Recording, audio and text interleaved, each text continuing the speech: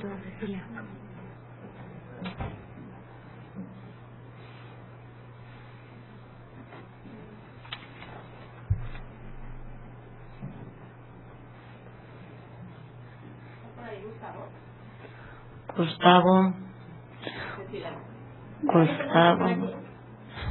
Gustavo. ¿Sabes dónde quedó? La presentación.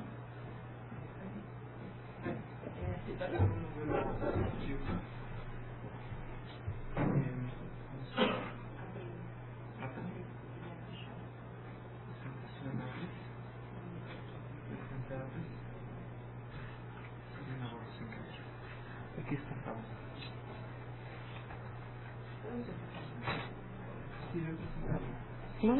Okay. Bueno, vamos a dar inicio a la penúltima mesa de este día maratónico. Es la mesa 3. Trata sobre los tratados de promoción y protección recíproca yo lo pondría entre comillas, de inversiones, los famosos APIs, BITs, TPPI, vaya, con demasiados nombres variados. Y en esta mesa nos acompañan dos personas muy preparadas en este tema y que sin duda igualmente, que comentaba hace un ratito de Gabriela, pues son dos referentes importantes en el arbitraje, no solamente de inversiones, sino en el arbitraje en general. La primera de ellas es la licenciada Cecilia Azar. Ella es graduada de la Escuela de Derecho de la Universidad Nacional Autónoma de México. Ha centrado su práctica en las materias de arbitraje y mediación. Asimismo, tiene experiencia en la elaboración de contratos comerciales y manejo de las áreas de derecho corporativo. Secretario General del Centro de Arbitraje de México, del CAM, durante los primeros años de la institución y actualmente es integrante de su Consejo General. Actuó como consultora nacional del proyecto sobre mediación en México de la American Bar Association, proyecto centrado en la implementación de este mecanismo de solución de conflictos y en el establecimiento y desarrollo de centros de justicia alternativa con sede judicial. Ha participado como ponente en diversos seminarios y foros relacionados con el arbitraje comercial y la mediación en México, Estados Unidos y América Central. Ha publicado múltiples artículos en distintos foros académicos e imparte la materia de arbitraje y resolución alternativa de controversias desde 1999 en una de nuestras instituciones patrocinadoras que han ayudado a hacer posible este foro. Me estoy refiriendo al Instituto Tecnológico Autónomo de México, al cual me refiero con muchísimo cariño, y el Centro de Investigación y Docencia Económicas, CIDE.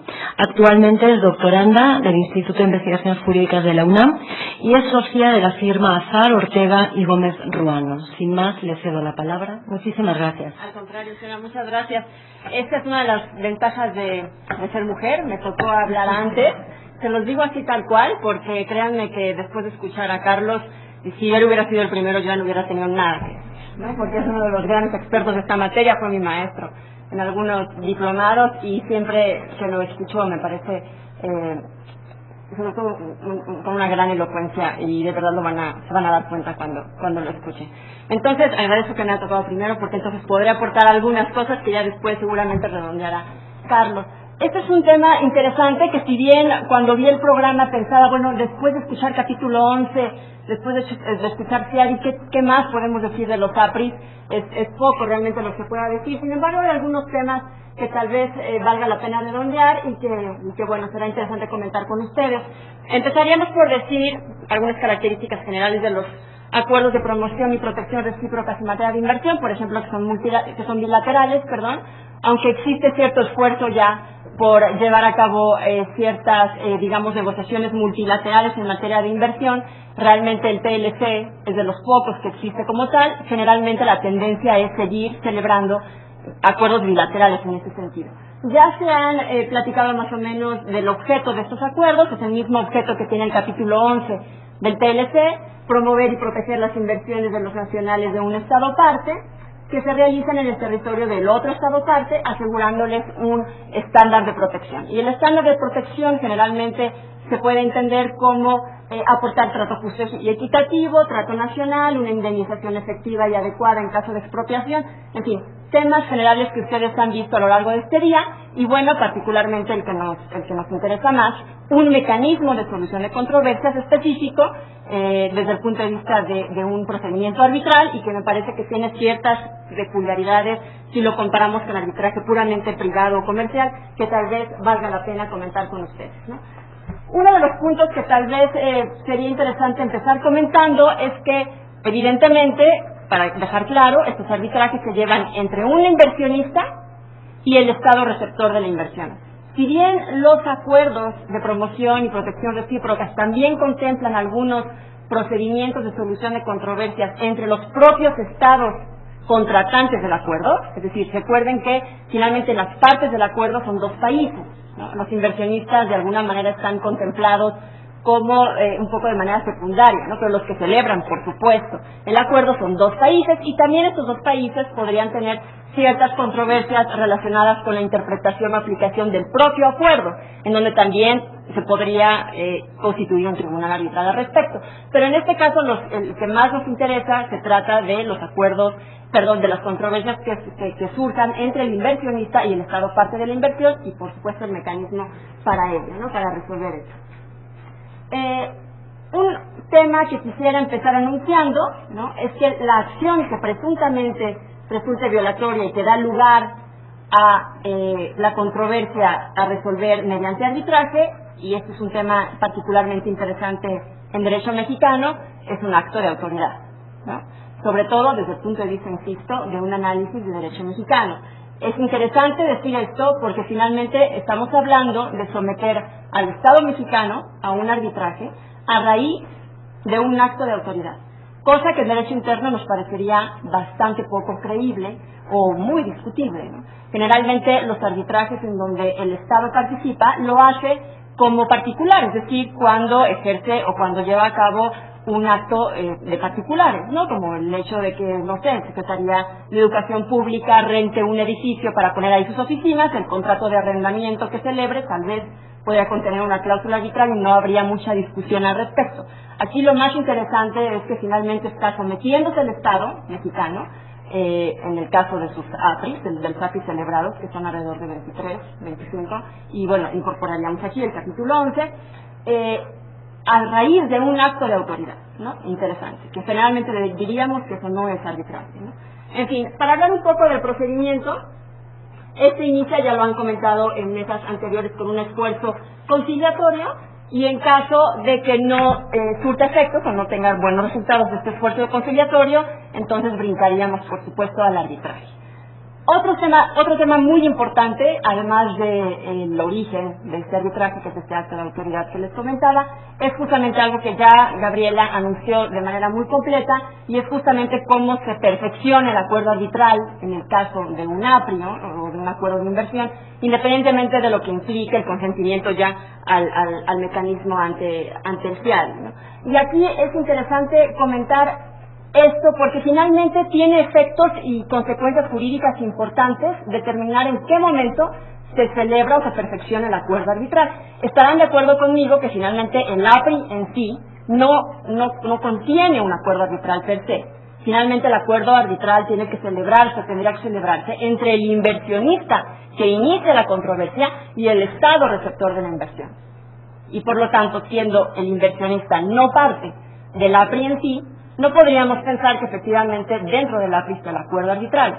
Todo esto partiendo de la idea de que no haya arbitraje si no hay acuerdo de voluntades para someterse al arbitraje. Entonces, ¿qué es lo que contiene el APRI? Finalmente, lo que contiene el APRI es tal vez simplemente un señalamiento por parte del Estado de su voluntad de someterse al arbitraje cuando eventualmente surjan controversias con fundamento en estos acuerdos bilaterales, ¿no?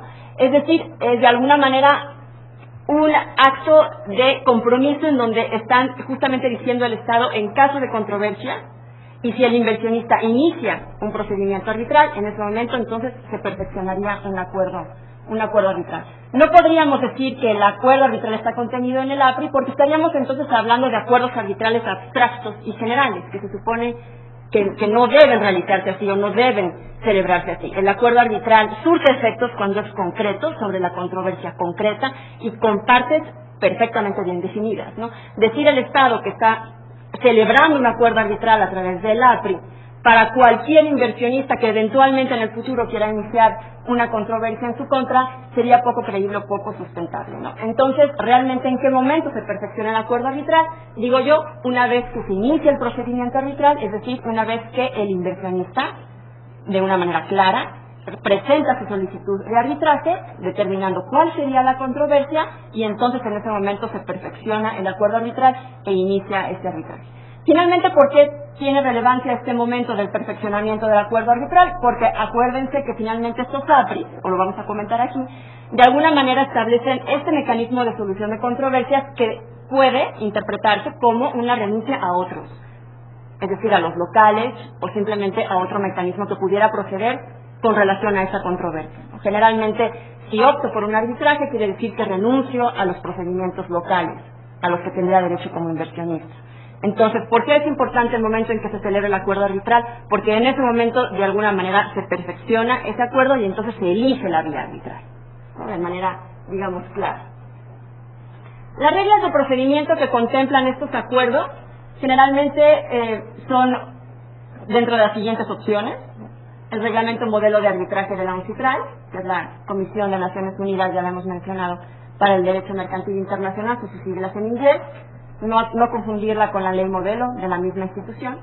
Las reglas del Centro Internacional, del CIADI, aquí incluiríamos el caso del mecanismo complementario que ya se comentó. Ojo, algunos APRI incluyen como alternativa las reglas de arbitraje de la Cámara de Comercio Internacional. Interesante, porque finalmente no es un mecanismo pensado en materia de inversión, pero bueno, puede funcionar. Y otro tema también interesante, algunos APRIs, por ejemplo el caso de España con México, del tratado que tiene España con México, contempla la posibilidad también de hacer referencia a las reglas sobre el mecanismo de solución de controversias del propio TLC. Interesante, porque finalmente el TLC también hace referencia después a UNCITRAL y al CIADI, pero es aparentemente un componente importante de ejemplo a tomar en el caso de arbitraje en materia de inversión, ¿no? Y que puede aportar ciertas ventajas. Como es muy difícil hablar de los APRIs de manera tan general, digamos, me pareció mucho más interesante escoger uno y comentar cómo está diseñado el mecanismo de solución de controversias de este acuerdo, ¿no? Es el caso de México con España. Y bueno, aquí como les decía, es justamente el caso en donde hay que distinguir las controversias que surjan entre los propios estados parte, es decir, el Estado mexicano y el Estado español, en cuanto a interpretación de del propio acuerdo, y ahí también existe un tribunal arbitral en donde, por ejemplo, si las partes, estoy refiriéndome en este caso a partes, los estados, no designan a su árbitro, lo haría, por ejemplo, el presidente de la Corte Internacional de Justicia, que es una intervención interesante en este caso, ¿no? Pero bueno, lo dejo así de manera muy general, porque finalmente las que nos interesan son estas segundas controversias, ¿no? Las controversias que se suscitan entre el inversionista y el Estado. Como habíamos dicho, existe un intento de arreglo amistoso previo al arbitraje, se da un plazo de 6 meses para iniciar este arbitraje, y este ejemplo de APRI en particular contempla lo que les decía en el caso en que si se elige un arbitraje, se entienden excluidos entonces o renunciados los procedimientos locales que podrían proceder por esa misma reclamación. Ahí hay una serie de temas interesantes que comentar, que en este caso escapa el tiempo que tenemos para esta mesa, pero bueno, aquí sería muy interesante ver de qué manera se tiene que definir la litis para ver si efectivamente el arbitraje implica una renuncia a los juicios nacionales, ¿no? a los procedimientos que podrían tener lugar desde el punto de vista de la jurisdicción local. También hay algunos temas interesantes, como por ejemplo ver si los recursos administrativos que procedan en contra de esa medida presuntamente violatoria a nivel nacional realmente fungen o se deben interpretar como una renuncia al arbitraje o no. En fin, simplemente el tema de la elección de foros, de la elección de vías, es un tema que daría pie a una mesa completa, ¿no? Es un tema muy interesante. Hay una prescripción de 3 años, es decir, una vez que el inversionista conoce esa medida violatoria, tiene 3 años para iniciar este arbitraje. Y un tema interesante que se da en el último artículo del APRI México-España es que se hace un reconocimiento expreso de que la controversia entre el inversionista y el Estado es de carácter comercial. Me parece que es un tema interesante porque finalmente también había cierta discusión respecto a la naturaleza jurídica de la controversia, ¿no? Que también tiene consecuencias importantes en el tema de arbitrabilidad, ¿no? Entonces, que el propio acuerdo diga y reconozca que la naturaleza de la controversia es comercial, da ciertas ventajas en el tema de arbitrabilidad, pero también le complica un poco la vida a estados como el nuestro, que tiene cierta tendencia a protegerse de los arbitrajes, ¿no? En el tema, de su participación en arbitraje. En el tema de tribunal arbitral, muy sencillo, son 3 árbitros, cada parte nombra uno y ambas nombran al tercero. Generalmente, y este es un tema importante, deben comprobar experiencia en derecho internacional y en derecho, en el tema de materia de inversiones, que no siempre es fácil de comprobar. Hay muchos árbitros, y supongo que Gabriela lo sabrá muy bien cuando trabajó en el CIADI, darse cuenta de lo difícil que es a veces encontrar a un árbitro que pueda reunir estas características, porque finalmente es difícil definir qué se debe entender por experiencia en materia de inversiones, ¿no? Realmente en qué momento un abogado debe considerarse como experto o no en materia de inversiones, si realmente un abogado tiene experiencia en el tema de relaciones comerciales en general, de derecho comercial en general, podría eso calificar como experiencia en materia de inversiones. Yo creo que sí, pero bueno, finalmente este es un tema importante porque podría dar lugar después a recusaciones de árbitros si finalmente el árbitro no comprueba este conocimiento o esta experiencia, ¿no? Y en ausencia de cualquier designación, generalmente las lleva a cabo el secretario del CIADI, ¿no? Eso ya lo teníamos más o menos comentado. En el tema de procedimiento, ¿cómo, de alguna manera decirlo así, cómo empata lo contenido en el acuerdo arbitral con lo contenido en las reglas del reglamento elegido, ¿no? Del cuerpo de reglas elegido? Y generalmente lo que se establece es que lo que no está previsto en el acuerdo, ya estoy hablando estrictamente en materia de procedimiento y no de fondo, de sustancia, lo que no está previsto específicamente en el acuerdo, en el tratado de inversión, entonces se sustanciará conforme al reglamento elegido, ¿no? Es decir, el cuerpo del acuerdo puede hacer modificaciones al reglamento y estas son las que van a prevalecer. Si el acuerdo de promoción y protección recíprocas en materia de inversión contiene reglas específicas en materia de designación de árbitros, no aplicarán las que se dispongan, digamos, en el reglamento CIADI o en el municipal o en cualquiera de los que hayan sido elegidos por las partes en el momento de que surja la controversia. Es decir, prevalecerán los contemplados en el propio APRI. Y si no es así, todo lo que no esté expresamente regulado en el APRI, se entiende que se aplica el reglamento elegido por las partes. En el tema de derecho aplicable, me parece interesante, por ejemplo, en el caso del APRI México-España, se establece que los árbitros resolverán la controversia según las disposiciones del propio APRI, aquí estamos hablando de sustancia, no de forma, más las reglas aplicables al derecho internacional. Entiéndase esto por lo que debe entenderse, ¿no? Aquí hay una gran amplitud por parte de los árbitros, o digamos libertad, en justamente elegir y aplicar las reglas que ellos consideren de derecho internacional aplicable. Tal vez en el caso del CIADI, en el caso del reglamento del CIADI, nos serviría más conocer este párrafo que les voy a leer, en donde, digamos, da mayor luz a los árbitros de cuáles son las normas que efectivamente deben aplicar para resolver una controversia que se suscite de un acuerdo de este tipo. Dice, el tribunal arbitral decidirá la diferencia de acuerdo con las normas de derecho acordadas por las partes. Una vez más, prevalece el acuerdo de las partes. Si existe, claro. A falta de acuerdo, el tribunal aplicará la legislación del Estado que sea parte en la diferencia, incluyendo sus normas de derecho internacional privado y aquellas normas de derecho internacional que pudieran ser aplicadas. Suficiente amplitud también. Y después de este párrafo, ya no lo transcribí, es un tema importante que prevé la posibilidad de una amigable composición, es decir, la posibilidad de que los árbitros decidan la controversia no conforme a derecho, sino como amigables componedores, es decir, según los principios de equidad que determinan. Muy brevemente, ya para terminar y dar suficiente tiempo a que, por supuesto, tengamos posibilidad de platicar sobre algunas preguntas y escuchar a Carlos. En el tema del laudo, se determina que este, por supuesto, es definitivo y vinculante, solo vincula al Estado parte y al inversionista. Eso es algo importante que tenemos que tomar siempre en cuenta. Los laudos arbitrales solo afectan a las partes que se sometieron a ese arbitraje, y se contempla su posible ejecución forzosa vía convenio del propio CIADI, es decir, las disposiciones del CIADI que se relacionan con el tema de ejecución, o la Convención de Nueva York,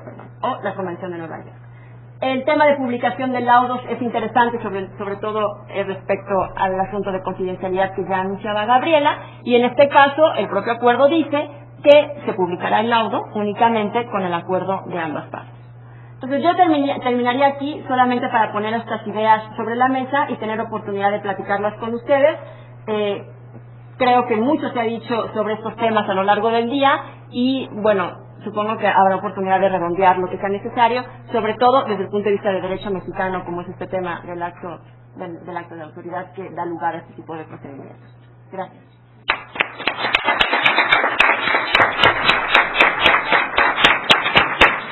Muchísimas gracias, Cecilia. Es un placer, como siempre, escucharte. Vamos a dar paso al licenciado Carlos García Fernández. Nació en la Ciudad de México, pone la fecha de nacimiento. No sé si las mujeres que tenemos un poco de problemas en esto de la vanidad, no sé si te animas a que la diga o... ¿Sí? Venga, va pues. Digo, ¿cuántos le echan? Aquí pone que el 19 de noviembre de 1961. Cursó la licenciatura en Derecho en la Universidad Iberoamericana, otra de nuestras patrocinadoras de este evento, otra universidad a la que también quiero mucho y que pues aquí hay alumnos que han venido desde allá, desde la otra punta de la ciudad. Cursó la maestría en Derecho Comercial Europeo en la Universidad de Bristol, Inglaterra. Su desarrollo profesional ha sido tanto en el sector privado como en el público. En el primer caso trabajó en México en las firmas de abogados Baker & McKenzie y Estrada, González y de Obando, y en Londres, Inglaterra, en Watson, Farley & Williams. Asimismo, trabajó como consultor en inversión extranjera en la UNTAD, la OMC, la OEA y la Comunidad Andina. Dentro de la Administración Pública Federal ha desempeñado los siguientes puestos: director de Asuntos Internacionales de la Dirección General de Inversión Extranjera de la entonces Secretaría de Comercio y Fomento Industrial y director general de Inversión Extranjera de la Secretaría de Economía. A partir del 1 de abril de 2004 asumió el cargo de titular de la Comisión Federal de Mejora Regulatoria, COFEMER, y en 1 de diciembre de 2006 fue ratificado en el cargo por parte del presidente de la República, Felipe Calderón Hinojosa. Dentro de su labor docente, Carlos García Fernández ha sido profesor de asignatura en el Departamento de Derecho de la Universidad Iberoamericana y ha sido profesor invitado en diversas instituciones académicas, entre las que destacan la Escuela Libre de Derecho, el ITAM, la Universidad Anáhuac y la Universidad Panamericana. Sin duda, un largo currículum que avala, yo creo, que toda la experiencia del licenciado Carlos García Fernández, y que sin más le damos la palabra. Muchísimas gracias. Todo lo contrario, Sonia, muchas gracias. Muchas gracias a todos ustedes por estar aquí esta tarde, y para mí es un privilegio encontrarme compartiendo esta mesa con Sonia, con Cecilia. Me queda muy claro que después de haber escuchado a Cecilia se aplica, claro, aquel dicho de que la alumna supera con creces al maestro. Así es que ahora el que está en problemas soy yo, lo que no sé si agradecerte, pero en todo caso te felicito por tu puntualidad respecto del contenido y el continente de los APRIS. Agradezco a mi amigo Gerfried, muchas gracias por esta invitación, a todos los organizadores, muchas felicidades. De veras me parece muy importante organizar un foro de arbitraje en materia de inversiones, sobre todo, como bien nos lo decía Jesús, se trata de un mecanismo en permanente evolución que se va nutriendo y cada día, de tal manera que es relevante este esfuerzo que ustedes están llevando a cabo y por el cual, Gerfried, y a ti y a todos los organizadores, mis felicitaciones. Me da mucho gusto también ver por aquí algunos rostros conocidos de amigos como Francisco González de Cosío, de ilustres negociadores como don Miguel Flores Bernés y Ricardo Ramírez, y de amigos como Jesús, como Luis Miguel. De veras es un privilegio. Se trata de un espacio de permanente evolución, porque algo que es verdaderamente notable es que la jurisprudencia y los laudos arbitrales nutren o enriquecen permanentemente los tratados de protección de inversión, a su vez que los tratados sirven o debieron servir, porque por las resoluciones, en algunos casos específicamente en los que el Estado mexicano ha estado involucrado, yo me pregunto si los árbitros han tomado como marco de actuación los propios APRIS, porque algunos de los laudos parece que van un poco más allá de lo que las partes pactamos cuando celebramos los APRIS en cuestión. Pero lo importante en todo caso es señalar que hay esta dinámica evolutiva permanente, según la cual la jurisprudencia de los tribunales o los laudos arbitrales enriquecen y nutren a los APRIS, a su vez que los APRIS sirven o debieren servir de marco de actuación y de referencia para jueces y árbitros en materia de inversión. El día de ayer, en Maryland, China y los Estados Unidos acordaron iniciar negociaciones sobre un tratado de inversión que podría ampliar de manera importante las oportunidades para las compañías estadounidenses en la creciente economía china. El anuncio se hizo al término de 2 días de plática de alto nivel entre ambas naciones para calmar la tensión entre ambas partes. Deberían contratar a Luis Miguel en ese sentido para calmar los ánimos a partir de la informalidad, la sencillez, la percepción, la flexibilidad, el motivo, el sentido, la concentración y manejar la presión de tiempo. Voy bien o me regreso, Luis Miguel. El secretario del Tesoro, Henry Paulson, y el viceprimer ministro chino, Wang Qishan, posaron para los fotógrafos antes del inicio de la ronda final de pláticas en la Academia Naval de Estados Unidos. La ronda final para iniciar de veras las pláticas. La delegación china también tenía programada una reunión con George Bush y una conferencia de prensa de cierre con Paulson en el Departamento del Tesoro. Voy a lo interesante. La decisión de buscar un tratado de inversión con China ofrece la perspectiva de desmantelar muchas de las barreras que enfrentan ahora las compañías estadounidenses en sus esfuerzos por hacer negocios en China. No obstante, funcionarios de la administración estadounidense enfatizaron que las negociaciones probablemente se prolongarán por más de 1 año y serán largas e intensas. Tan solo les tomó 17 meses de discusiones preliminares para comenzar el diálogo. Es muy interesante esto.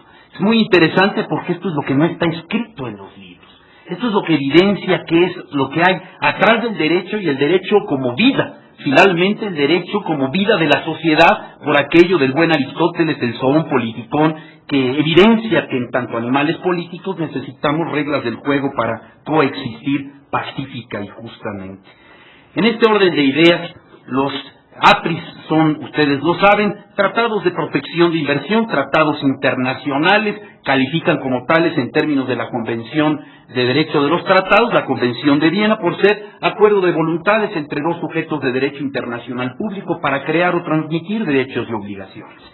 Estos en particular versan sobre inversión extranjera, y si el tema de movimientos de capital es el género, tenemos distintas especies. Hay movimientos de capital que son inversión, otros movimientos de capital que no lo son. Ejemplo de movimientos de capital que no son inversión, las remesas.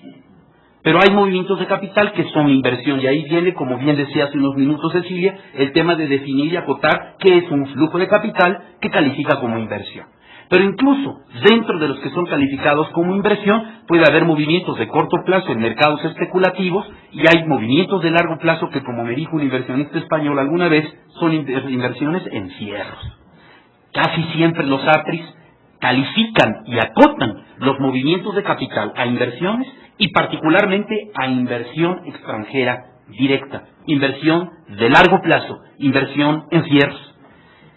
Desde 1959 se han concluido a nivel internacional poco más de 2.500 acuerdos bilaterales de inversión, la mayor parte de ellos en la década de los años 90.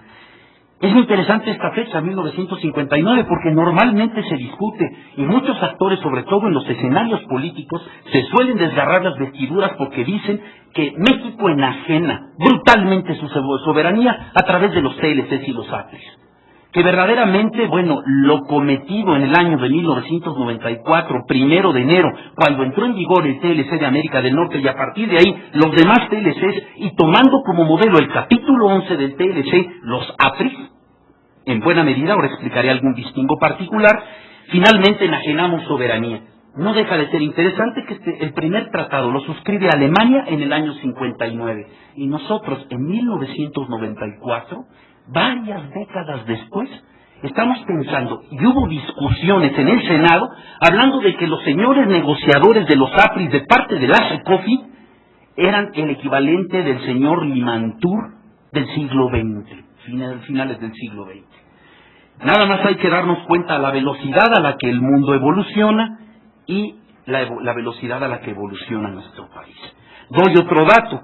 Nuestro TLC data del año 94. Ya no voy a referirme al Tratado de Roma, que en el año 57, como ustedes saben, por 6 naciones constituye la Comunidad Económica Europea. Me voy a referir a EFTA. Así como tenemos NAFTA, tenemos EFTA. European Free Trade Agreement. North American Free Trade Agreement. NAFTA, EFTA.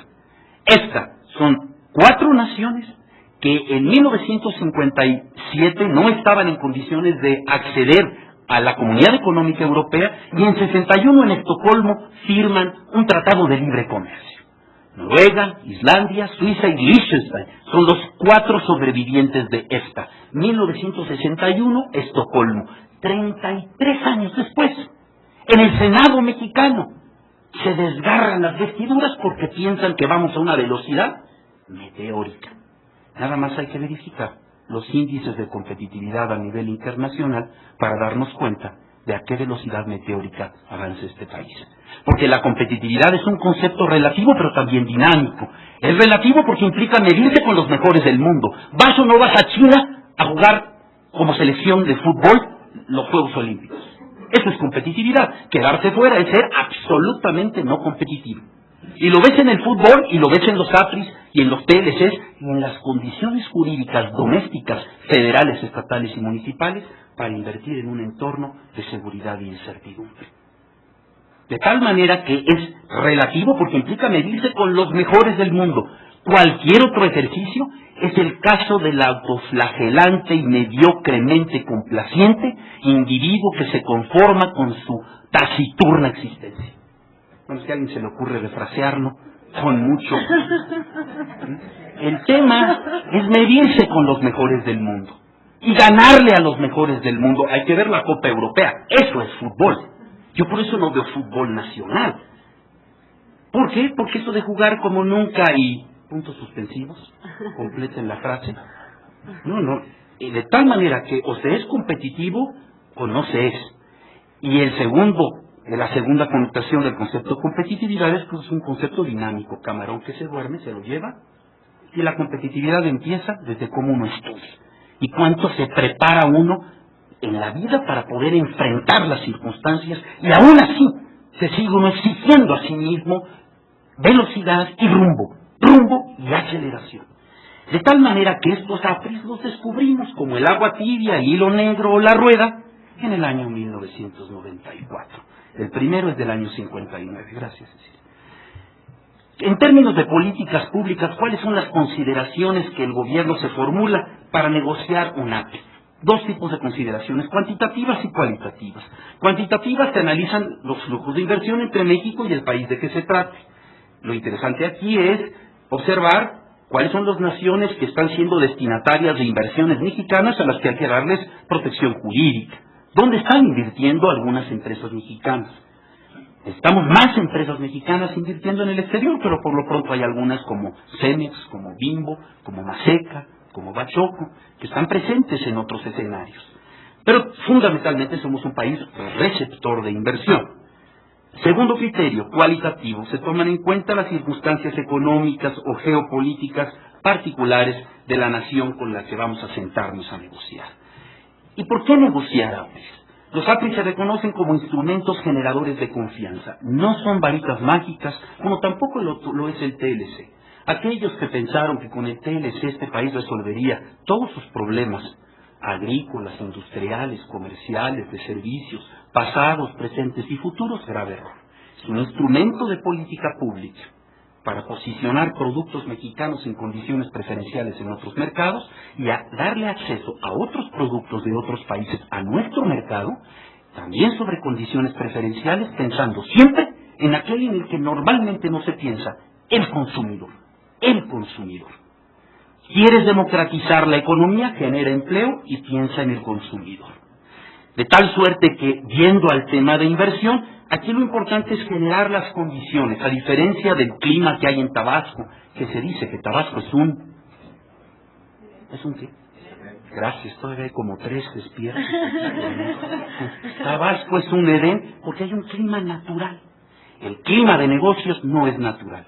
Tiene que ser resultado de políticas públicas que consciente y deliberadamente se instrumentan para generar las condiciones propicias que se detonen inversiones y con las inversiones empleo productivo. En este orden de ideas, un APRI es un instrumento de política pública que te genera confianza, certidumbre a inversionistas nacionales y extranjeros, puesto que disminuye los riesgos perceptibles de carácter no comercial y envían una señal positiva y en general coadyuvan a crear un clima más favorable a la inversión. ¿Cuáles son los APRIs en vigor? Ya se refería a ellos hace unos minutos Cecilia. Tenemos 25. En muchos de estos avatares, el ilustre ahora comisionado de la Comisión Federal de Competencia, Miguel Flores Bernés, me acompañó en muchas de estas batallas. Tuvimos el privilegio de negociar por parte del Gobierno de México prácticamente 22 de estos 23. Y en particular tuve el privilegio de encabezar la delegación mexicana en 23 de estas 25 negociaciones. Les voy a decir lo que no está escrito en los libros. Brevemente, España, el APRI con España, fue el primero. Y el APRI con España significó empatía, pura empatía, y de la empatía, simpatía. Es decir, muy bien, no me regreso. Fenomenal. Bien. Esto lo que significa es que si había una nación con la cual convenía iniciar la estrategia de negociación de México, vista la falta de experiencia que teníamos en negociaciones de APRIs, teníamos ya alguna experiencia derivada de la negociación con Estados Unidos y Canadá. Pero si había algún país europeo, porque la estrategia por razones cuantitativas y cualitativas apuntaba hacia Europa, con algún país que sería la puerta hacia Europa con el cual convenía iniciar negociaciones, era España. Y la negociación fue tan buena que España se renegoció en el año 2006. Es decir, se mejoran las disciplinas, se profundiza el alcance de los principios y del mecanismo de solución de controversias, como muy bien nos lo explicaba Cecilia hace unos minutos, habiendo tomado lo que me pareció muy afortunado, el ejemplo español. Vamos a Países Bajos. Los holandeses, nada más hay que verlos jugar fútbol. Son unas chuchas cuereras. Es impresionante el conocimiento, la seriedad, la profundidad que los holandeses observaban en la mesa de negociación. Sabían más de derecho constitucional mexicano que muchos abogados que yo conozco, porque se habían dado a la tarea de estudiar en serio las disciplinas, por ejemplo, en materia de expropiación, y nuestra ley de expropiación, y la cláusula Calvo del 27 constitucional, y los orígenes de la cláusula Calvo, que dicen que de tonto no tenía un pelo. En ese sentido, entonces, los Países Bajos fueron una gran lección de aprendizaje, pero el aprendizaje tenía que ser rápidamente remontado, porque no nos podíamos dar el lujo de que la curva de aprendizaje fuera tan alta que golearan a México, porque un descuido, una fracción de segundo, una mirada, un gesto, un guiño, un texto, alguien que coloca el texto primero, lo coloca después o te contrapone en un texto, eso significaba la pasión de la negociación. Francia, la ENA, la Escuela Nacional de Administración Pública. Très bien. Felicitación. Todos funcionarios de Bercy, que es el Ministerio de Hacienda, era ir al ministerio más poderoso de Francia y sentarte a negociar con puro egresado de la Escuela Nacional de Administración Pública francesa, que se sienten poco menos que hijos de Zeus y de Minerva. Impresionante, impresionante. Nos vamos ahora a Italia. Italia muy interesante, porque no dejaba de haber cierta arrogancia en la manera en la que en ocasiones se negociaba del otro lado de la mesa. Los italianos dicen que no estaban dispuestos a aceptar el texto mexicano, que por ningún motivo aceptarían el texto mexicano, que ellos tenían su texto y que como ese texto habían negociado los últimos 60 APRIs, los 60 que tenían en vigor. Y nosotros lo que les tuvimos que explicar, Miguel y su servidor, es que con mucho gusto, en un ejercicio de negociación, tenía que haber parte y parte. Tú cedes parte y yo cedo parte. Las definiciones, los principios y las disciplinas, de acuerdo, los negociaremos conforme al APRI, al modelo de APRI italiano. Pero el mecanismo de solución de controversias, en opinión de la OCDE, era el más vanguardista en su momento en protección jurídica a la inversión. Y por lo tanto, tomaríamos el mecanismo de solución de controversias del modelo de APRI mexicano. Ellos dijeron que de ninguna manera. Y al final se precipitan los tiempos políticos y se colapsan los tiempos y no les quedó otra opción más que tomar íntegramente el texto de solución de controversias del APRI mexicano. Es el único APRI que tiene el texto completo de solución de controversias simplemente porque la arrogancia se paga muy caro. Vamos a Corea. Corea, nada más, principio fundamental de negociación. Nunca tomes el arroz con los palillos.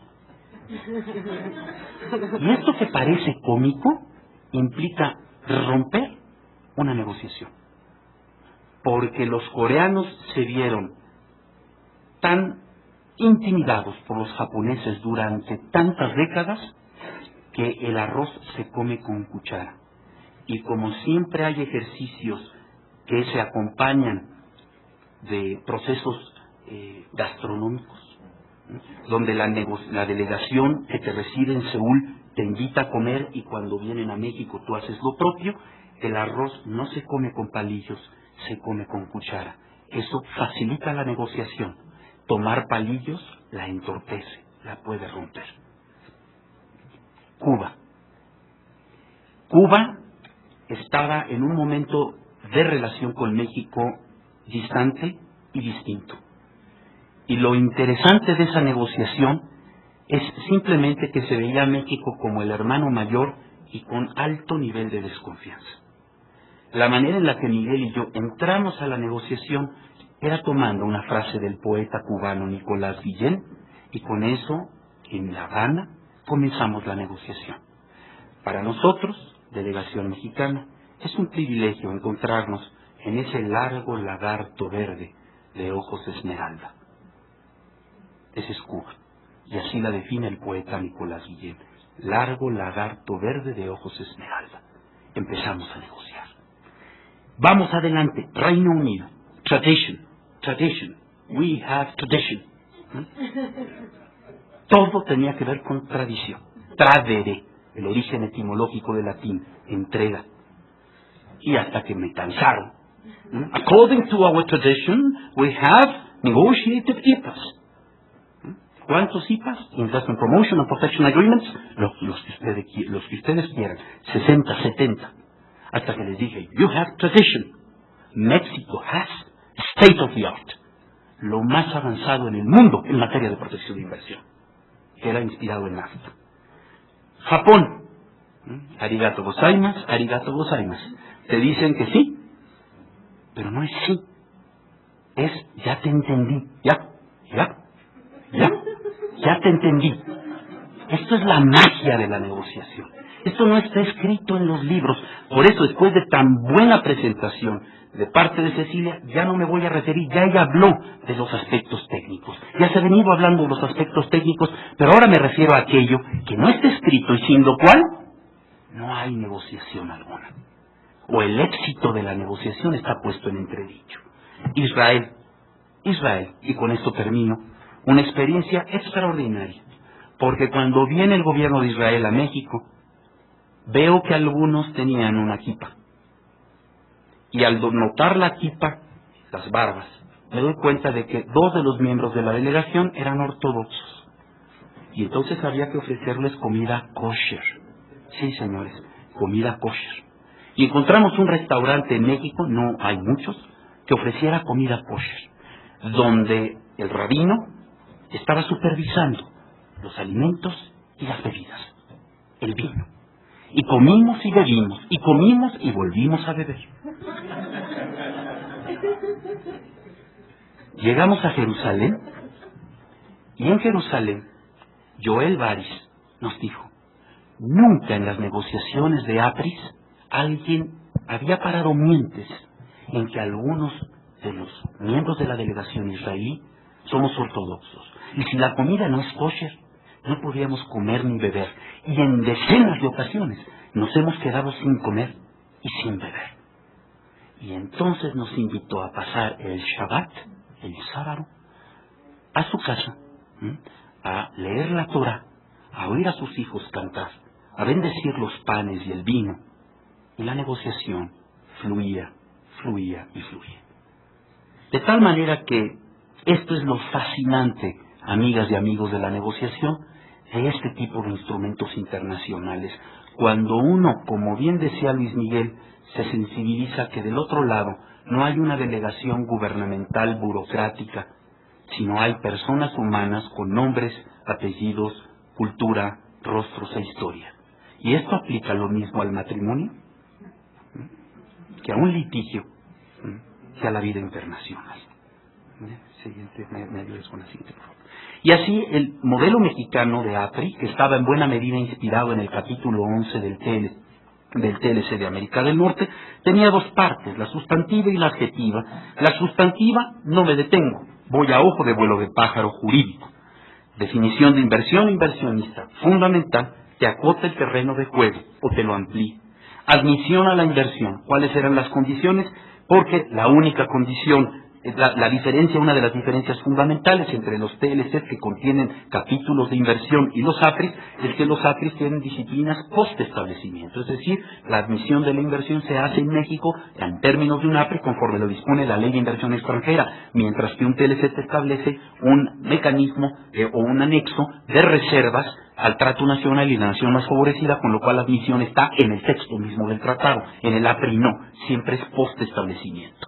Trato nacional y de la nación más favorecida, nivel mínimo de trato, con las particularidades que bien señalaba Cecilia, compensación por pérdidas, expropiación, transferencia, subrogación. En pocas palabras, definición de inversión e inversionista, los principios fundamentales y las disciplinas básicas. Y luego pasamos a la parte adjetiva con los dos mecanismos cruciales. Vamos al primer mecanismo rápidamente, el mecanismo inversionista-Estado. Es un procedimiento de arbitraje internacional, se trata que sea justo y balanceado y que evite demandas frívolas. El modelo actual de APRI mexicano contiene un mecanismo inversionista-Estado muy parecido al del TLC. Hay que revisar capítulo 11 del TLC de América del Norte, sección B, y en la sección B encontrarán una fuente fundamental de inspiración de nuestro mecanismo de solución de controversias inversionista-Estado. Se aplica, como bien lo decía Cecilia, a controversias derivadas de un presunto incumplimiento de una obligación de la parte sustantiva del acuerdo que tenga aparejado, muy importante, un daño o pérdida. No es suficiente con alegar que hay una presunta violación a un principio o disciplina del tratado, sino que además hay que evidenciar que hay pérdida o que hay daño. Las definiciones están en el Código Civil para efectos de una y otro. Una reclamación puede ser sometida a arbitraje por un inversionista en su propio derecho por un daño directo, o por un inversionista en representación de una empresa que sea propiedad de dicho inversionista o que esté controlada por el inversionista. Una empresa no puede someter una reclamación a arbitraje. Los que pueden llevar arbitraje en Estado son los inversionistas. Me acelero ya para concluir. Tenemos un periodo de consultas o de enfriamiento, lo que se conoce en inglés como el cooling off period, de 6 meses, y ahí es donde juegan los 6 principios a los que se refería Luis Miguel. Cierta insencillez, hay que intercambiar puntos de vista, con un marco de flexibilidad, de encontrar el motivo y el sentido y tratar de enfriar la controversia, de no llegar al segundo punto, donde hay una notificación de la intención de demandar al Estado receptor de la inversión, para finalmente someter dicha reclamación a arbitraje en términos del convenio de CIADI, de las reglas del mecanismo complementario cuando uno de los dos estados o ambos no pertenecen al CIADI, las reglas de arbitraje de un citral u otras reglas de arbitraje convenidas por los estados. Las condiciones que preceden el sometimiento de una reclamación a arbitraje son dos: la renuncia que se hace al derecho de iniciar o continuar cualquier procedimiento ante un tribunal administrativo o judicial nacional, lo que refería Cecilia como el fork in the road, el early fork in the road, y el consentimiento que debe presentar por escrito el inversionista contendiente de someter su reclamación a arbitraje y al propio proceso arbitral. Es muy interesante, abro un paréntesis muy rápido y acelero en respecto del tiempo de quienes vienen más adelante, que me llama mucho la atención, por ejemplo, los holandeses. Nosotros pedíamos el early fork in the road, o un inversionista holandés demanda al Estado mexicano ante tribunales mexicanos, o lo demanda en términos del mecanismo arbitral contenido en el APRI. Pero una de las dos vías, y desde el principio tiene que tomar una de las dos vías. Los holandeses nos dijeron: nosotros estamos tan seguros del profesionalismo y la incorruptibilidad de nuestros jueces, que si un inversionista mexicano, con ocasión de una presunta violación de principios o disciplinas del APRI, México, Holanda, decide llevar al Estado holandés a un tribunal holandés, y ahí pierde, incluso en el Tribunal Supremo holandés, pierde el caso, estamos dispuestos a que la sentencia se ventile en un panel arbitral internacional. Estamos tan seguros de la solvencia de nuestro sistema de impartición de justicia, que si el mexicano perdiese ante el más alto tribunal holandés, puede tomar la sentencia y llevarla a un panel arbitral internacional. Lo apunto nada más a manera de comentario. Ya para concluir, no hablo de la integración de la siguiente, por favor, ya lo expuso muy bien Cecilia. Existen disposiciones para acumular procedimientos. No me voy a referir a ellas brevemente nada más. Cuando dos o más inversionistas relacionados con la misma inversión someten una reclamación a arbitraje, o cuando dos o más reclamaciones derivadas de consideraciones comunes de hecho o de derecho sean sometidas a arbitraje. La controversia se dirime de conformidad con las disposiciones del propio APRI, con las reglas y principios aplicables del derecho internacional. El laudo es definitivo y obligatorio y solo puede otorgar daños pecuniarios. Pecuniario de latín pecus, ganado, es decir, daños económicos. Es decir, el tribunal arbitral no puede ordenar el pago de daños punitivos. A continuación, nada más les dejo ahí en mi presentación, en términos del mecanismo de solución de controversias inversionista-Estado, cuáles son los avisos de intención en estos momentos y los casos activos en el marco del TLC de América del Norte. Por lo que se refiere a los casos concluidos, aparecen en la siguiente lámina. Así pues, el mecanismo de solución de controversias, llegamos al último mecanismo, el mecanismo de solución de controversias Estado-Estado, aplica la solución de diferencias entre partes contratantes derivadas de la interpretación o aplicación de las disposiciones del APRI. El tribunal está integrado en términos generales por 3 árbitros o un número impar. Las controversias son dirimidas conforme a las disposiciones del APRI y las reglas y principios aplicables del derecho internacional, y finalmente el laudo arbitral es definitivo y obligatorio para las partes contratantes. A la fecha es importante destacar que no se ha utilizado el mecanismo de solución de controversias Estado-Estado de alguna APRI. Conclusiones, y con esto ya evidentemente termino. Primera conclusión. Los APRI son instrumentos de derecho internacional suscritos entre los Estados, cuyo objeto es crear las condiciones jurídicas para brindar seguridad y certidumbre a las inversiones de los inversionistas de los países signatarios y, por supuesto, también a los propios inversionistas. Son mensajes, son señales que mandan los Estados signatarios a su comunidad inversionista de que existen condiciones propicias para que inviertan. Segundo, la admisión de la inversión, es decir, lo que se conoce como apertura sectorial, será de conformidad con lo establecido en la ley doméstica del Estado receptor, en el caso nuestro, la ley de inversión extranjera. Por ende, no es menester elaborar anexos que contengan las excepciones a los principios de trato nacional o trato de la nación más favorecida, como si es propio de un tratado de libre comercio. Tercera conclusión. La existencia de los mecanismos de solución de controversias inversionista-Estado y Estado-Estado es, en principio, un disuasor de la protección diplomática. Normalmente los inversionistas acudían a sus estados y pedían protección diplomática y política de sus estados. No que no lo hagan hoy en día, incluso existiendo un APRI, pero en principio, si hay condiciones de derecho, habrá condiciones más parejas para que no sea necesariamente el pez grande el que se devore al pez más pequeño. Cuarto, no existe un vínculo causal obvio entre los APRIs y los incrementos en los flujos bilaterales de inversión extranjera directa. Sin embargo, la existencia de un APRI en vigor sí envía un mensaje positivo de seguridad y certidumbre jurídicas a los inversionistas de los estados que lo suscriben. El día de hoy, The Economist Intelligence Unit señala que las preferencias para inversión en América Latina están en primer lugar en Brasil, con una calificación de 7. México en segundo lugar, con una calificación de 4.3. Argentina en tercer lugar, con una calificación de 3.8. Es interesante que Brasil aparezca rankeado en el primer lugar, habida cuenta de que Brasil no tiene un solo APRI. Esto se contrasta con un estudio que les recomiendo, que lleva por título The Bilateral Investment Treaties Increase Foreign Direct Investment to Developing Countries, o en otras palabras, ¿acaso los tratados bilaterales o los APRIs incrementan los flujos de inversión extranjera directa a los países en desarrollo? Y la conclusión a lo que llegan estos dos profesores de London School of Economics, Newmeyer y Laura Spess, dicen los países en desarrollo que firman más APRIs con países desarrollados reciben más inversión extranjera directa. Es interesante, aquí hay un estudio para quien lo quiera ver, muy importante sobre el particular. Tres últimas conclusiones. Los APRI se suman, en el caso de México, a la red de 12 TLCs, la mayoría de los cuales contemplan un capítulo de inversión, que México ha suscrito con 44 naciones del mundo. Los TLCs y los APRI son condición necesaria, necesarísima diría yo, pero no suficiente para que en un entorno internacional competitivo por flujos de inversión generadores de empleo, México atraiga más proyectos productivos. Último señalamiento, ¿cuáles son los retos pendientes, amigas, amigos? Gracias por su paciencia.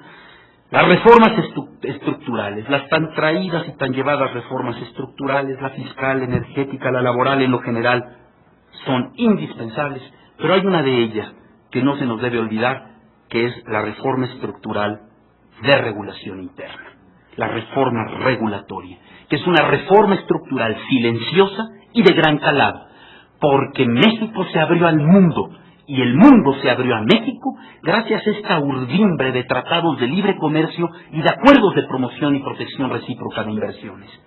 Pero ahora lo que necesitamos urgentemente es abrir México a México, porque este país está sobreregulado, en muchos sentidos a un nivel casi perverso.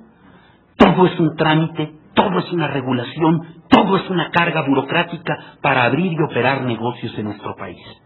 Si tenemos APRIs y TLCs, estamos en buen camino, tenemos las señales correctas hacia el mundo, pero necesitamos pavimentar adecuadamente la pista de aterrizaje para que el derecho doméstico le dé la bienvenida a las inversiones productivas, porque solo ellas, a través del empleo, nos darán una respuesta a un problema lacerante de injusticia social, que solo resolveremos con empleo digno y con educación. Y el empleo digno está asociado a la inversión, y la inversión productiva a un entorno de negocios, a un clima de negocios competitivo, uno de cuyos componentes, pero no el único, sí muy importante, son los APRIs. Muchas gracias.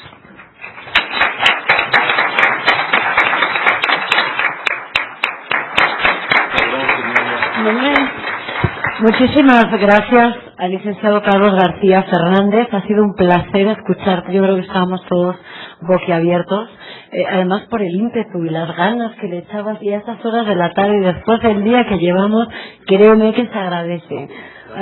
Muchísimas gracias. Pasamos muy rápidamente a una sesión de preguntas. Por allá. ¿Qué tal? Buenas tardes, Gabriel Cavazos del Tecnológico de Monterrey. Primero, felicidades por dos fascinantes exposiciones. Y yo quisiera hacer unas preguntas muy concretas. Se hace referencia a un modelo mexicano de APRI. ¿En realidad existe este modelo mexicano de APRI? ¿Sigue siendo el modelo del capítulo 11 del Telecán? Me da la impresión de que hay APRIs en los que, por ejemplo, en cuestiones sustantivas, trato justo y equitativo, por ejemplo, se hace referencia al derecho internacional en ciertos APRIs. En otros no se hace referencia, en otros ni siquiera se hace referencia a ese concepto. Es decir, hay diferencias sustanciales en los APRIs que ha firmado México, y en ese sentido parecería que no existe un modelo realmente mexicano de un acuerdo de esta naturaleza. Y bueno, por otro lado vemos que Estados Unidos o Canadá se han movido de sus modelos originales, ¿no? Algunos dicen con cierto sarcasmo que Carlos Calvo se ha mudado al norte ahora porque se pusieron un poco más restrictivos, sobre todo en ciertas cláusulas, y no nada más piensan en la protección de los inversionistas estadounidenses afuera, sino después de casos como Lowen y otros, pues en la protección de los intereses de Estados Unidos también. Y en ese sentido, ¿cuál sería la diferencia entre tener un APRI y tener un capítulo de inversión dentro de un tratado? He oído decir, por ejemplo, a John Jackson en Georgetown que el tener en el Telecán el capítulo 11 ha contaminado el Telecán. ¿Tienen alguna opinión al respecto? Serían mis preguntas. Muchas gracias. Ya les dije de la elocuencia, hay que aprovechar. No, mira, brevemente, dos comentarios. Gracias, Gabriel, por tus preguntas, por tus reflexiones. Sí existe un modelo de APRI, sí hay un modelo de APRI. Nos dimos a la tarea de diseñar ese APRI y ha venido sufriendo evoluciones porque la vida internacional, la vida social, incluso la vida jurídica son dinámicas. Y entonces subsiste un modelo de APRI, siempre invariablemente se pone sobre la mesa al arranque de una negociación en manos de la contraparte, pero como tú muy bien lo vas delineando, en la negociación pues va sufriendo por razones obvias una serie de ajustes y de cambios, lo que será finalmente el tratado con respecto al modelo que inicialmente presentó México, pero también al modelo inicialmente presentado por el país negociador. No hay mejor negociación que aquella en la que ganan ambas partes. Esto es un poco difícil explicarlo en el matrimonio, pero bueno, por no decir es todo un reto, o sería un acto de ingenuidad de mi parte pensar que eso puede llegar a funcionar. En todo caso, el hecho es que sí hay un modelo de APRI, pero es un modelo en evolución, como tú mismo lo apuntas, por dos razones. Porque se va enriqueciendo de los laudos arbitrales y de los pronunciamientos de los tribunales domésticos, por un lado, y de la experiencia internacional, y por otro, porque también se va enriqueciendo con ocasión de las negociaciones que de facto se van llevando a cabo por parte de México con sus contrapartes. En términos de la apreciación del profesor Jackson, correcto, gracias, de Jackson, yo diría, bueno, sí y no. Si se le ve en términos de cuál ha sido la experiencia de los laudos arbitrales y en qué medida estos propios laudos han obligado a los propios países signantes o signatarios del TLC a hacer algunas interpretaciones a la propia comisión, a interpretar o reinterpretar determinadas disposiciones del capítulo 11, que incluso esa misma interpretación ha cambiado el modelo de APRI mexicano con respecto al origen a partir de la experiencia arbitral internacional. Evidentemente, bueno, pues sí hay cierto efecto, si tú quieres, de contaminación, pero no me gusta la expresión. Yo diría que incluso, al contrario, el que se incorpore el tema de inversión en el marco de un TLC, habla no solamente de la importancia de los flujos comerciales de bienes y servicios, sino también de los flujos de inversión. EFTA, por ejemplo, es un tratado que solamente tiene disposiciones en materia de libre comercio de bienes y de servicios, no tiene disposiciones o disciplinas sobre inversión. El primer TLC que las contempla es el TLC de América del Norte. Incluso el Tratado Constitutivo de la Unión Europea tiene disciplinas sobre movimientos de capital ad intra, pero no tiene un régimen de protección jurídica ad extra porque hay un litigio ahí entre la Comisión Comunitaria y los Estados miembros que aparentemente la Constitución Europea, que no entró en vigor, contenía ya algunas disciplinas para otorgarle la negociación de los APRIs a Bruselas, a la Comisión. En fin, yo pienso que no lo contamina, al contrario, pensaría que lo que es importante de pronto es que los TLCs de México evolucionaran en la dirección en la que lo ha hecho Europa. Europa tiene un nivel de integración mucho más interesante y mucho más profundo que el del TLC, que ya de suyo comienza a tomar cierto nivel de profundidad al hacer complementarios los flujos comerciales con los flujos de inversión y darles protección jurídica. Gracias. Me parece que hay un tema también interesante al respecto de la inclusión de un capítulo 11 dentro del TLC, es decir, de un BIT dentro del TLC. Y hay que tomar en cuenta que finalmente el sistema de capítulo 11 es el único arbitral en el TLC. Los demás no son arbitrales. Entonces, finalmente, la inclusión de capítulo 11 en el TLC también ha dado un impulso al arbitraje a nivel nacional importante, ¿no? Porque finalmente una APRI no tiene la difusión que tuvo un TLC. Y me parece que la aportación al desarrollo del arbitraje ha sido crucial a partir de un capítulo 11 dentro del TLC. Muy rápidamente, dos preguntas a las que le pido la mayor brevedad, igualmente con las respuestas, por favor. Correcto, gracias. Mi nombre es Gabriela Aldana y mi pregunta es, ¿no es contrario esta sensibilidad que se refleja en el momento de celebrar los APRIs a nivel exterior?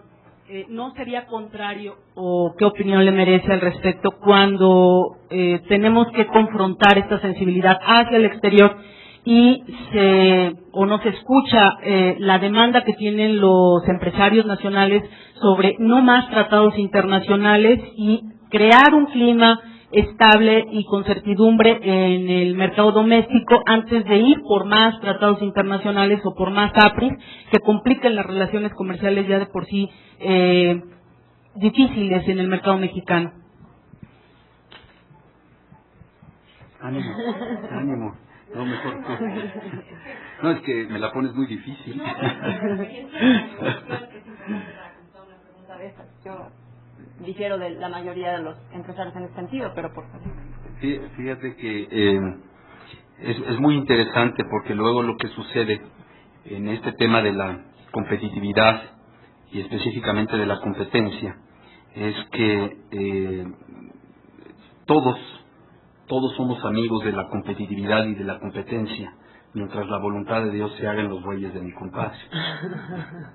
En otras palabras, necesitamos subir los estándares en México y ponernos en un entorno de verdadera competencia, ¿no? Porque jugar de local y ganarle a la selección de Papúa Nueva Guinea, pues no tiene mucho mérito. Lo que es muy interesante es ir a Brasil y ganarle a la selección brasileña en Maracaná. Eso es competitividad. Entonces me parece que nos hemos sobreprotegido a fuerza de estarnos mirando al ombligo en este país o pretexto de la tan traída y tan llevada soberanía. Nos hemos dedicado a protegernos y a protegernos y a protegernos, y resulta que el país de 1917, en que tiene su constitución al día de hoy, pues ya han transcurrido 91 años y pues hay que ver tantos debates que se dan de temas tan delicados y tan importantes en los que lo fundamental sería buscar los puntos de coincidencia básicos y acelerar. Yo pienso que probablemente hay un sentido de gradualidad que tiene que haber en la apertura. No es razonable pasar de 0 a 100 en una fracción de segundo, pero yo sí distinguiría ahí la parte de los APRIs de lo concerniente a los TLCs. Los TLCs efectivamente implican apertura desde el punto de vista comercial, desgravación arancelaria, mientras que los APRIs fundamentalmente son disciplinas en ambas vías para dar seguridad y protección, y que no implican incluso mayor apertura sectorial, puesto que esta normalmente va en el marco de un TLC. Las reglas de un APRI en términos de participación de la inversión foránea en México están dadas por lo que determina la Ley de Inversión Extranjera, y mientras los legisladores en México no la muevan, no se dará mayor apertura. De tal manera que yo haría básicamente ese distingo en términos de que los APRIs no implican de suyo mayor apertura sectorial que pueda de algún modo lastimar al empresariado nacional, mientras que los TLCs sí comprometen en términos comerciales esa apertura. Gracias. Muchísimas gracias. La maestra Gabriela, con ella cerramos la ronda de preguntas, por favor. Yo te quiero hacer una pregunta muy concreta, dado que tú estuviste involucrado en la negociación de todos los APRIs. En algunos APRIs mexicanos, bueno, ahora existe una gran discusión acerca de una famosa cláusula paraguas o umbrella clause, que también está contenida en algunos tratados, algunos APRIs mexicanos, si no recuerdo mal, por ejemplo, en el México-Francia y en el México-Alemania.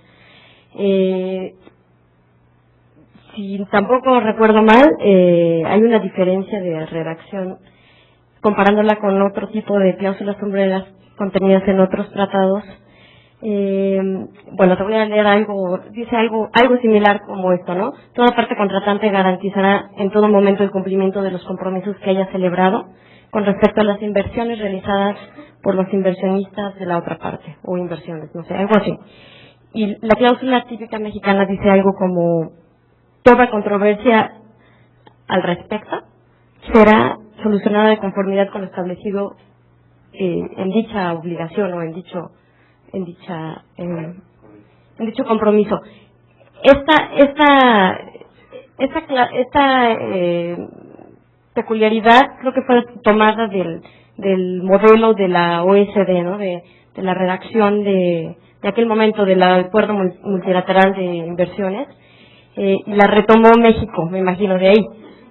¿Hay alguna razón especial por la que lo hayas retomado así? Porque me parece muy inteligente haber puesto esa aclaración de que toda controversia de ese tipo, bueno, relacionada con estas obligaciones, se dirimirá conforme a lo establecido en el documento base, ¿no?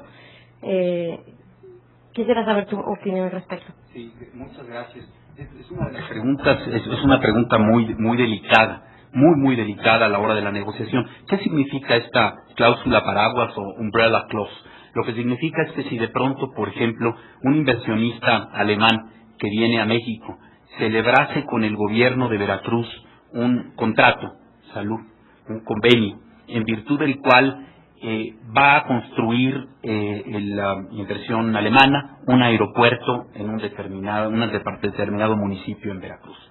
Y lo que se establece de parte en un convenio, en un compromiso entre el Estado y el inversionista, es que el Estado se compromete a construir una carretera que comunique la ciudad con el aeropuerto.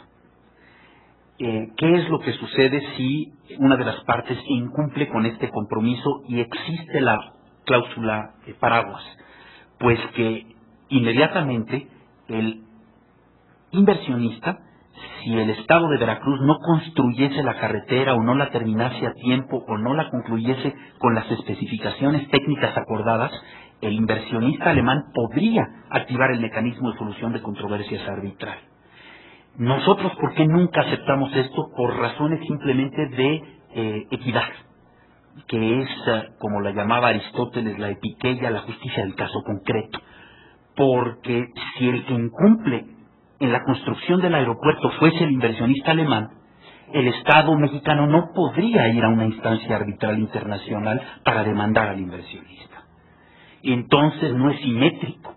Y en pocas palabras, esto no lo dice Aristóteles, pero lo que es parejo no es chipotú.